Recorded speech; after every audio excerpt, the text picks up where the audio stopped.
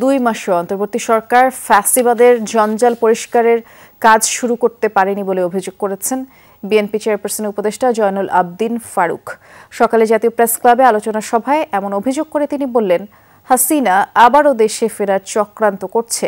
আওয়ামী লীগকে নিষিদ্ধের দাবি জানিয়ে তিনি বলেছেন, সন্ত্রাসী দলকে রাজনীতি করতে দিলে দেশ আরও 20 বছর পিছিয়ে যাবে। বন্দি বিনিময় চুক্তি অনুযায়ী গণহত্যাকারীদের ফেরত দিতে ভারত সরকারের প্রতি আহ্বান জানান জয়নুল আবদিন। বলেছেন, অন্তর্বর্তী সরকার যেন 111-এর মতো আরেকটি চক্রের ষড়যন্ত্রের শিকার না হয়, আর সেজন্য যুক্তির সময়ের মধ্যে নির্বাচনী রোডম্যাপ দিতে হবে। আর নির্বাচিত জনপ্রতিনিধিরাই ঠিক করবে সংবিধান পরিবর্তন হবে কিনা। আওয়ামী লীগকে নিষিদ্ধ করতেই হবে। কারণ আওয়ামী লীগ আমার সদরি আলমকে ফেরত দেয় নাই, আওয়ামী লীগ আমার ইলিয়াস আলীকে এখনো ফেরত দেয় নাই। সন্ত্রাসী দলকে বাংলাদেশে রাজনীতি করতে দিলে বাংলাদেশে আরো 20 বছর পিছিয়ে যাবে। 111-এ মঈনুদ্দিন ফখরুদ্দিনকে দেখেছি।